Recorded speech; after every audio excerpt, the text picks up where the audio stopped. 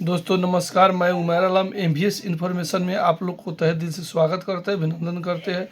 मुझे उम्मीद है कि आप स्वस्थ होंगे, मस्त होंगे, व्यस्त जरूर होंगे।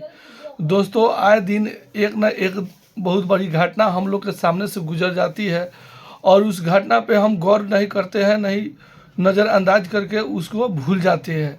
और इसे ही भूलने का वजह है, कारण है, नतीजा है कि हम लोग जहाँ का जहाँ तहाँ ही रह जाते हैं। वजह यह है कि हम लोग जो भी आज हम लोग बीपीएससी एग्ज़ाम जो दिए हैं टीआरई थ्री, जिसका नतीजा तो दूर की बात है, उसका क्वेश्चन ही लीक कोलकाता से प्रिंटर प्रेस से वहाँ से लीक हो गया, क्वेश्चन लीक हो गया। और लीक हो जाने के बाद में बहुत सारे माफियाओं के हाथ में वो क्वेश्चन चला गया और चले जाने की वजह से कुछ लोग बोल रहे हैं पेन ड्राइव से ही उस क्वेश्चन को लीक कर दिया गया। और जहाँ से लीक तो हुआ, लेकिन उस चीज़ को हमारे परम आदरणीय माननीय मुख्यमंत्री जी उसको मानने के लिए और BPSC mister BPSC sir, BPSC जो भी है वो लोग मानने के लिए तैयार नहीं है। यहाँ तक हम लोग 800-900 रुपये का फॉर्म भरते हैं और उसका नतीजा क्वेश्चन आउट करके हम लोग का जहाँ के तहाँ फेंक दिया जाता है। और बड़े बड़े पदाधिकारी का लड़का, नेता का लड़का और व्यवसायी का लड़का वो कहीं ना कहीं वो जॉब कर लेते हैं और गरीब का लड़का जहीं के तहीं रह जाते हैं। इसी की वजह से 21 मार्च 2024 को बीपीएससी ऑफिस के सामने हम लोग का एक प्रदर्शन है, जो प्रदर्शन करना है और उनको बताना है कि हम लोग को कितने तादाद में है और जमात में है। वहाँ अगर आप लोग नहीं आते हैं तो हम लोग को नाकामयाबी का मुंह देखना पड़ेगा। आप लोग से स्पेशल रिक्वेस्ट है, विनती है कि सारे दोस्त वहाँ पे पहुँचिए और अपना हक के लिए और हुक के लिए लड़ाई लड़ना होगा। नहीं तो हम लोग को वही होगा, हमेशा बार बार एक ही क्वेश्चन लीक कर दिया जाता है। बीपीएससी टीआरई थ्री का क्वेश्चन जब लीक हुआ तो उसमें बहुत सारे दोषी पाया गया, फिर भी वो आज खुलेआम घूम रहा है और पकड़ा उसे जा रहा है जिसका वो गरीब तबका के कर्मचारी हो या प्यून हो या वो कोई भी छोटा पोस्ट का आदमी हो, लेकिन उसका नतीजा कुछ नहीं, नथिंग, और उसको जेल में डाल दिया जाता है और कोई भी वरीय पदाधिकारी को इसमें हाथ नहीं बताया जाता है। ये सरासर लोकतंत्र का हत्या है। और लोकतंत्र का हत्या क्यों नहीं है? क्योंकि राजनीति में जो राजनीति का तह तक नहीं दिखाता है, जो भी न्यूज़ नहीं चैनल दिखाता है, न्यूज़ चैनल वाले जो भी मल्टीमीडिया है वो चौथा स्तंभ बोला जाता है, मल्टीमीडिया का चौथा स्तंभ बोला जाता है। लोकतंत्र का चौथा स्तंभ बोलने वाला मल्टीमीडिया आज इसके पक्ष में कभी भी कोई भी न्यूज़ नहीं दिखाया।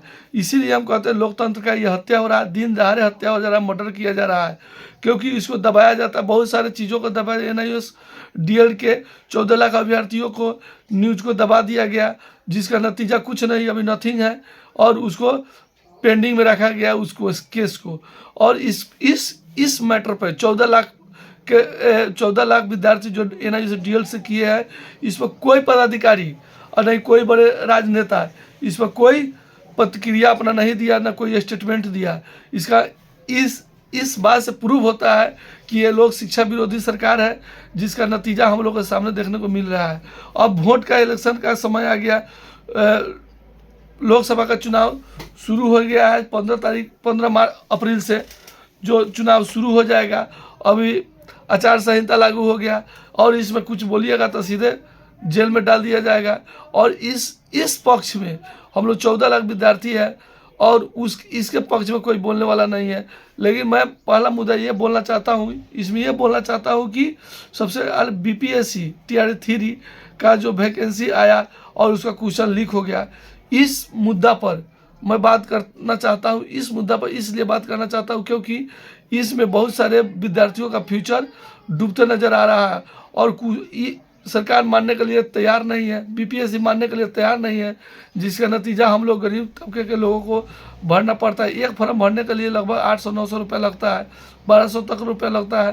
तो ये कहाँ से आएगा? और आया तो इसको रद्द होना चाहिए और फिर से एग्ज़ाम होना चाहिए, क्योंकि 200-300 अभ्यर्थी जो पेपर लीक करने के के जुर्म में पकड़ा गया है। ये क्यों पकड़ा गया है? जब क्वेश्चन लीक नहीं हुआ तो उसको छोड़ दीजिए। सबसे पॉइंटेड बात है, उसको छोड़ दिया जाए ना, क्योंकि क्वेश्चन लीक नहीं हुआ तो उसको क्यों पकड़ के रखे हैं? वो तो निर्दोष हो गया और उसको पकड़े हैं तो क्वेश्चन लीक हुआ है तो परीक्षा जो है परीक्षा को रद्द कर दिया जाए। अगर नहीं रद्द कीजिएगा तो हम लोग सड़क से सदन तक, और बहुत सारे एफआईआर भी हुआ इस मैटर पे, और एफआईआर भी सरकार मानने के लिए तैयार नहीं है। शिक्षा मंत्री सुनील कुमार भी मानने के लिए तैयार नहीं है। तो ये सरासर लोकतंत्र के और शिक्षा अभ्यर्थियों को, मेधावी अभ्यर्थियों का क्या है, उसको हत्या किया जा रहा है। मुझे उम्मीद है कि ये मैसेज आप लोगों को बहुत अच्छा लगा होगा, और अच्छा लगा है तो बेल सब्सक्राइब कर दीजिए मेरे चैनल, सब्सक्राइब करके, और कमेंट बॉक्स में ज़रूर हमको बताइए कि ये मैसेज आपको कैसा लगा, और बहुत से ज़्यादा शेयर कीजिए। और मैं इस सरल भाषा में इसलिए बोलना चाहता हूँ, सरल भाषा में समझाने का प्रयास करता हूँ कि ये बात आप लोगों को सही से समझ में आ जाए। और बात तो बहुत सारी बात है, बात तो समुद्र की धार की तरह है। और इतना ही कहना चाहता हूँ। जय हिंद, जय भारत, जय Bihar. Thank you, have a nice day.